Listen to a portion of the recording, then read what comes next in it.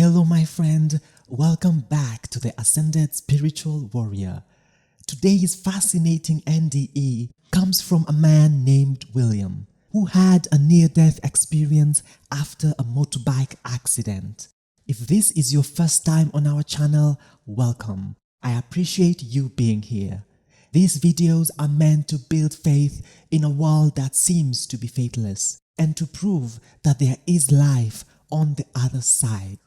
If you enjoy these videos, then please click like, subscribe and bell icon so you'll get notified of any new OBE and NDE stories we upload.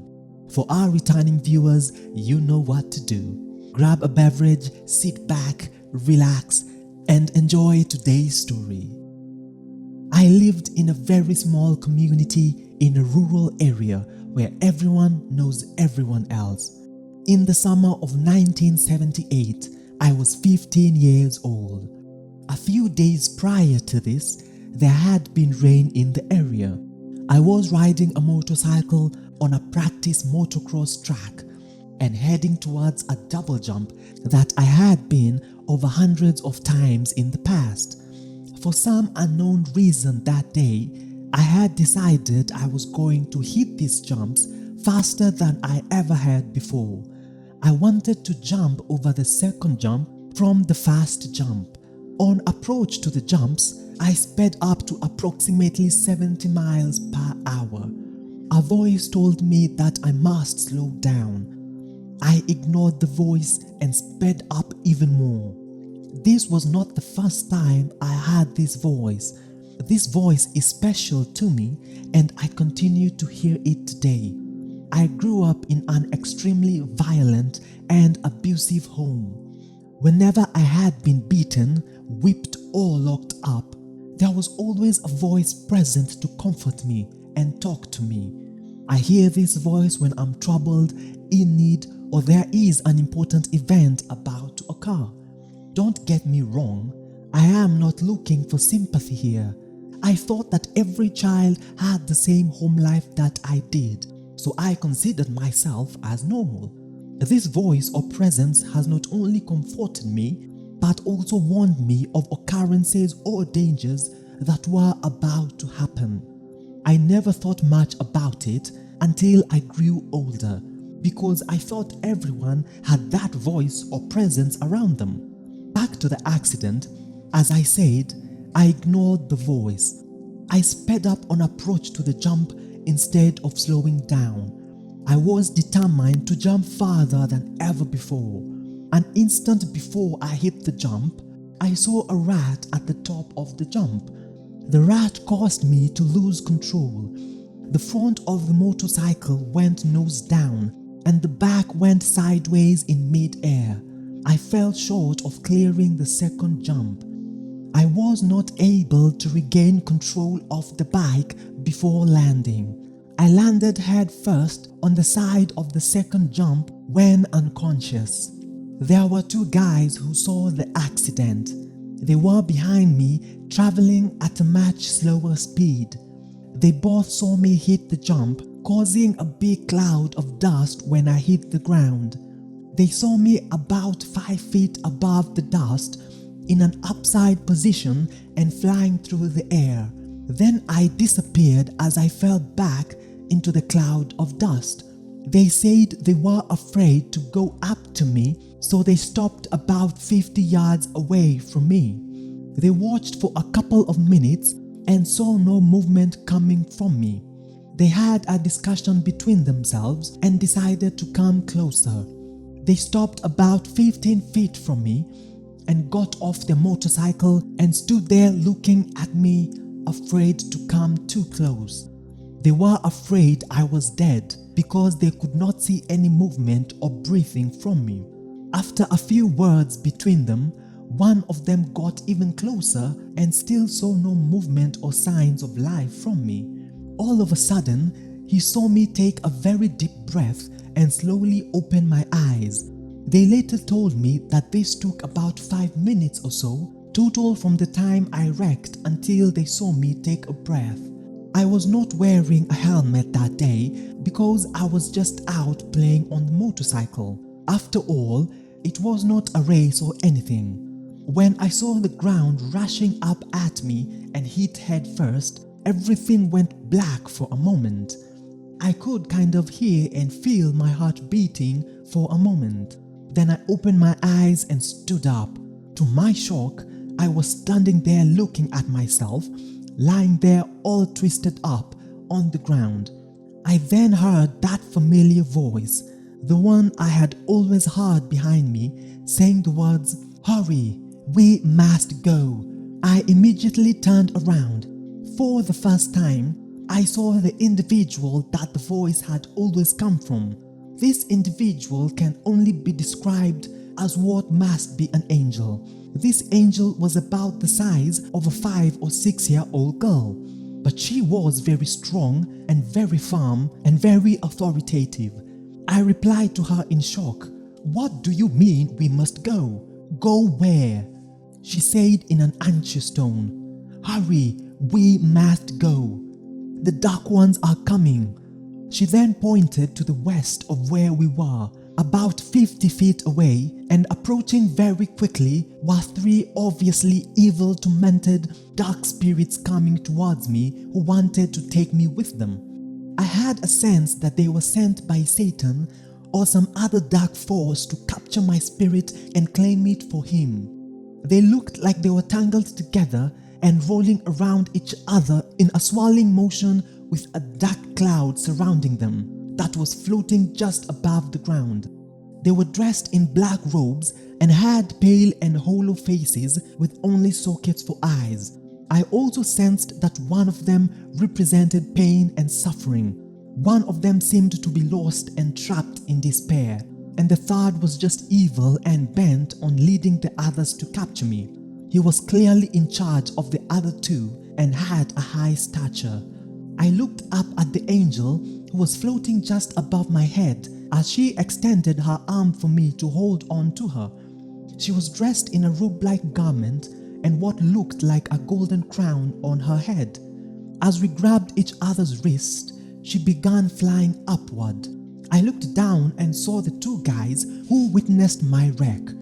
I also saw the dark ones gathered around my body, and they were very angry and distraught that they had failed to get me. As the angel and I went upward, I watched the earth getting smaller and smaller. We then went into outer space and accelerated faster and faster until the earth disappeared. We passed by many stars and planets so quickly that they were like a blur. I began to look upward toward the direction we were traveling.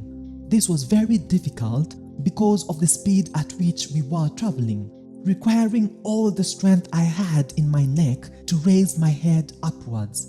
The stars and planets were going so fast that the light reflected off the stars and planets made it appear as though we were going through a tunnel of light. Finally, we arrived at a place that was like we had passed through a threshold or barrier to reach it. It was like a light golden clouded place that was suspended in space and illuminated with a soft, comfortable light. The feeling I got there was so wonderful. There was no hot or cold, no pain or discomfort, no hunger or thirst, and no want or need for anything. I had a feeling of the most overwhelming love that seemed to originate, radiate out, and saturate the whole place. This place was as perfect as you can ever imagine. I believe this place was heaven. The angel lifted me up to the edge of it, where I had to grab onto and pull myself up. The angel said, "I have to go. There are others." This terrified me because I felt alone in a strange place. I looked over to my right and there were 2 individuals standing at a podium with a book on it. The book would measure about 2 feet tall, 18 inches wide and 2 inches thick. The 2 at the podium seemed to know me, and at the time, I knew them. I was told later in this experience that I could not go back knowing what I know about things. So later, I had a lot of details of my experience taken from my memory before I was sent back. One of the men stood looking over the shoulder of the one in front of him. It was like he was supervising or advising the one in front. The man in front looked at me and asked, "Why are you here?" I looked up at him with fear and sorrow. I asked in a trembling voice, "What do you mean, why am I here? Do you mean I am not supposed to go down there?" As I was looking down and suggesting the place the Dark Ones wanted to take me, or hell was where they were suggesting I should be. I must tell you that we did not speak in words during this whole experience, but it was a subliminal language which I could understand and speak. For instance, I heard one word and an image projected into my mind, and instantly had a complete understanding of a subject. On earth, it could possibly have taken hundreds of words for me to understand what was being said. I refer to them or they because everyone seemed to be of the same opinion and conclusion on everything. There was no disagreement there. They both laughed and assured me, "No, it is not yet your time." I replied, "What do you mean it is not yet my time?" They turned the book so I could see it, and they opened it up. I saw that there were 3 columns of names on each page of the book from top to bottom. The man in front pointed and scanned the page of the book that they were referring to. They reiterated, "It is not yet your time. Here is today's time and you are not listed here." Then he flipped further into the book and there was only about 1/8 of an inch of pages left in the book and said, "This is your time," as they pointed at my name in the book. I had many thoughts at that time that I was supposed to be in heaven close to the end of the time when names were to be written in the book. Maybe it was not the end of the time, but just the end of names in the book. I understood that I was loved and I would be back. Maybe it was not the end of time, but just the end of the names in the book. I understood that I was loved and I would be back. I told them, "But I am here now," and that I wanted to stay. They replied, "You must go back. You are a part of God's plan, and if you stay here now, this is all there will be for you." As they pointed deeper in the place where I was, I replied, "What do you mean this is all there will be? Do you mean there is a place better than this one?" They replied, "It depends on your work on earth, but we cannot send you back." I asked, "What do you mean I am a part of God's plan and I must go back and you cannot send me back?" They said, "We will take you to God. He will know what to do." The 2 took me to a place where God was. He was sitting in a higher place in heaven. As they lifted me up towards him, I could see he was sitting Indian style with his legs crossed. He was dressed in some off-white colored robes. God leaned over and put his hands down towards me. "As you would a small child that you are about to pick up," he said, "Come." I lifted my hands up to him. He took my hands in his, raised me up and set me down in front of him. His hands were the largest, strongest and toughest, yet softest, warmest and gentlest hands. I was afraid to look at him. He laughed and said, "You humans all have the same belief that you cannot look up me. Your beliefs and your Bibles are not completely correct or complete, but they are the best you have and you must do the best you can with them." He seemed to be very pleased with us. I slowly looked up at him. He was very large. I would guess around 10 feet tall. His hair and beard were whitish gray, and he had a very pleasant face. I was almost breathless. God put his hand on my head. He was able to see everything and feel everything that I had done in my life. He saw if I was sorry for the bad things I had done, how I felt in my heart at the time I had done things, how I felt afterwards, and whether or not I apologized or made the bad things right. He also saw all of the good I had done in my life, or whether or not I was truly good, or if I was doing things to get something, and how truly I felt at the time. He weighed the good and the bad in my life and said, "Yes, you are good." He then said, "You are a part of my plan." He showed me a picture of myself as an older man with a boy. I understood that the boy was my son, who was pushing the wheelchair I was sitting in because my neck had broken in the motorcycle accident I just had. I understood this to mean that I was paralyzed and that my son had to take care of me. I asked, "Where is the boy's mother? Is she dead?" He said, "She is gone to the west." This was the future since I was only 15 years old at the time. Later, I married and had a son with my first wife when I was 23 years old. When my son was a year and a half old, she divorced and left us and went to California, never to come back. God then told me, "You can stay, but I want you to go back because you are a part of my plan." I asked, "What do you mean I am a part of your plan?" It was then shown what my part of God's plan was and how each of us affected all those around us. I was shown that there is a reaction to all of our interactions, like a domino effect of good or bad. I was made to understand that if I stayed here, that God would have to change millions of events in order to make His plan work because I would not be there to make it happen. I told God, "I will go back for you if it is a part of your plan," which I had a complete understanding of at the time. "But if I go back, can you fix my neck? Not for me, but for my son, so that he does not have to take care of me. It is bad enough that his mother is gone." God agreed and said, "You will not be allowed to remember and keep all of the knowledge you have gained here, because mankind will not understand, nor can they know what my plan is for now." With that said and understood, God took me back to my body. It was almost instantly in comparison to the journey to heaven with the angel. He placed me back in my body and was leaving when I realized He had not fixed my neck. I said, "Wait, what about my neck?" God then came back and put His hand on the back of my neck. My neck began to crackle, pop, and make noises as things were going back in place. The warmth of His hand on my neck was a healing type of warmth. God began to leave, and I noticed that my neck was still not right. I said, "Wait, there is one more thing out of place."